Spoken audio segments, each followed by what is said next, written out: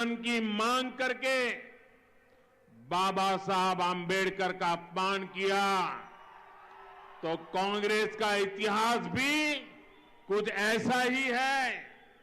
ये कांग्रेस ही है जिसने बाबा साहब का विरोध करके उन्हें 2 बार चुनाव जीतने नहीं दिया।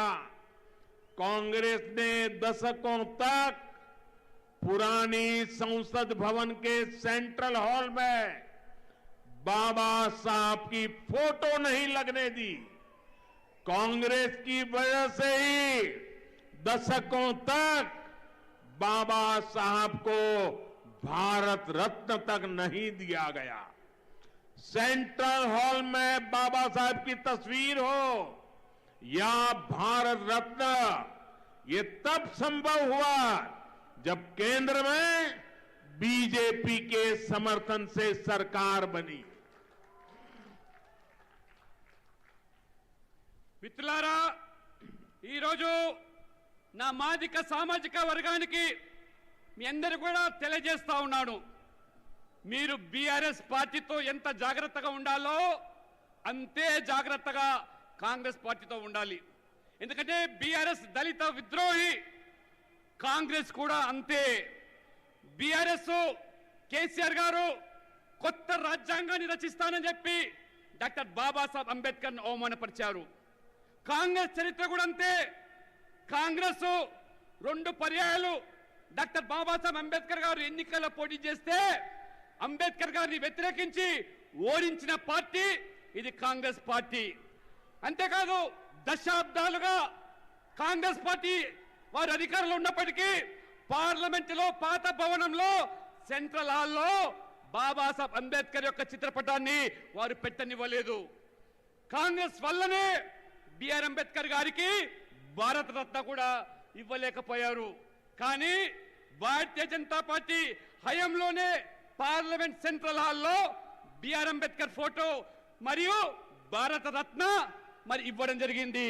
అంతేకాదు ఈ రకంగా బాబాసాహెబ్ అంబేద్కర్ గారిని ఏ రకంగా భారతీయ జనతా పార్టీ ప్రభుత్వం ఇవాళ గౌరవించిందో ఒక్కసారి మీకు తెలియజేస్తా ఉన్నాను. ना कुटुंब सभ्युलारा, बीआरएस की तरह ही कांग्रेस का इतिहास भी दलितों से, पिछड़ों से नफरत का रहा है।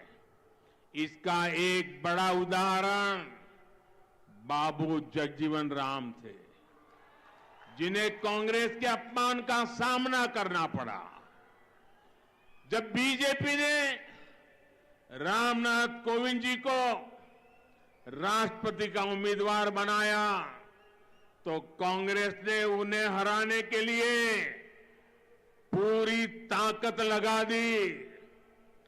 दलित समाज से आने वाले कोविंद जी जब राष्ट्रपति बन गए तो वो पूरे देश के राष्ट्रपति थे, हम सबके राष्ट्रपति थे। लेकिन तब भी कांग्रेस ने उनका तिरस्कार किया। जरा बिजली के लोग वहां देख लें, शायद वहां शॉर्ट सर्किट ना हो। और वहां सब साथियों से मेरी रिक्वेस्ट है, थोड़ा दूर रहे वहां से ప్లీజ్. కొద్దిగా ఎవరైనా ఎలక్ట్రిసిటీ వాళ్ళు చూడండి, ఎవరు కంగారు పడద్దు, కొద్దిగా దూరంగా ఉండండి, దాన్ని వెంటనే సర్దిద్దండి ఎలక్ట్రిసిటీ వాళ్ళు సంబంధించిన వాళ్ళు. जब बीजेपी ने एक महिला को भारत का पहला आदिवासी राष्ट्रपति बनाने का प्रस्ताव रखा तो कांग्रेस ने द्रौपदी मुर्मू जी का भी विरोध किया। उन्हें भी अपमानित करने का कांग्रेस कोई मौका नहीं छोड़ती। साथियों, राजस्थान में जन्मे हुए और राजस्थान से आकर तेलंगाना को अपनी कर्मभूमि बनाने वाले दलित सरकारी अफसर हीरालाल सामरिया को कुछ दिन पहले ही चीफ इंफॉर्मेशन कमिश्नर बनाया गया। पहला दलित अफसर जो देश का पहला चीफ इंफॉर्मेशन कमिश्नर बना, कांग्रेस नहीं चाहती थी कि एक दलित अफसर इतना बड़ा दायित्व संभाले। इसलिए जिस बैठक में ये अहम निर्णय लिया गया, कांग्रेस ने उसका भी बहिष्कार किया। उनका शपथ समारोह हुआ, उसका भी बहिष्कार किया। మిత్రులారా, బీఆర్ఎస్ మాదిరిగానే కాంగ్రెస్ పార్టీ దళితులను బీసీలను వ్యతిరేకించడమే కాదు, ఆ మహానుభావుడు బాబు జగజీవన్ రామ్ గారిని ఏ రకంగా రాజకీయంగా అణిచివేసిందో, ఏ రకంగా కాంగ్రెస్ కక్ష కట్టిందో మొత్తం ఈరోజు దళిత సమాజమే కాదు అందరూ కూడా గమనించారు. భారతీయ జనతా పార్టీ ఒక దళితుడు రామ్నాథ్ కోవింద్ గారిని రాష్ట్రపతి అభ్యర్థిగా ప్రకటిస్తే కాంగ్రెస్ వ్యతిరేకించింది. చివరికి రామ్నాథ్ కోవింద్ రాష్ట్రపతిగా బాధ్యతలు చేపట్టిన తర్వాత వారిని రాష్ట్రపతిగా గౌరవించకపోవడము, గుర్తించకపోవడము దళిత సమాజాన్ని అవమానపరిచినటువంటి కాంగ్రెస్ పార్టీ. అంతేకాదు బీజేపీ ఒక ఆదివాసీ మహిళను మొదటి రాష్ట్రపతి చేస్తే కాంగ్రెస్ వ్యతిరేకించింది. కాంగ్రెస్ ఓడించేటువంటి ప్రయత్నాలు చేసింది. వారిని కూడా ఈరోజు రాష్ట్రపతిగా గౌరవించకుండా అవమానపరుస్తా ఉన్నది. మిత్రులారా, రాజస్థాన్లో పుట్టినటువంటి ఒక తెలంగాణను కర్మభూమిగా భావించినటువంటి ఒక దళిత ఆఫీసర్ అయినటువంటి హీరాలాల్ సమరేను ఒక కొద్ది రోజుల క్రితమే చీఫ్ ఇన్ఫర్మేషన్ కమిషనర్ గా అత్యంత ఉన్నత పదవిని ఒక దళిత ఆఫీసర్ కు, మొదటి దళిత ఆఫీసర్ కు కట్టబెట్టే ప్రయత్నం బీజేపీ ప్రభుత్వం చేస్తే కాంగ్రెస్ ఇష్టపడలేదు. ఇష్టపడకపోవడమే కాకుండా ఆ సమావేశాన్ని బహిష్కరించింది.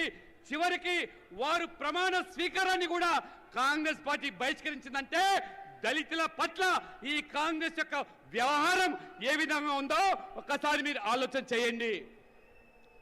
ना कुटुंब सभ्युलारा, कांग्रेस ने इन दिनों जिस इंडी अलायंस का छाता खोल रखा है, उसमें बिहार के मुख्यमंत्री जो आजकल जातिवाद राजनीति का झंडा लेकर घूमते हैं, मुझे याद है उन्होंने मेरे करीबी दोस्त और दलित नेता रामविलास पासवान जी का लगातार अपमान किया था। यहां तक कि जब रामविलास पासवान जी को राज्यसभा सीट की बात आई थी तो वो भी समर्थन देने में आनाकानी कर रहे थे। मैंने रामविलास पासवान जी के बेटे चिराग पासवान में इस दुख को हमेशा महसूस किया है। अभी हमने 2 दिन पहले ही देखा है कि बिहार के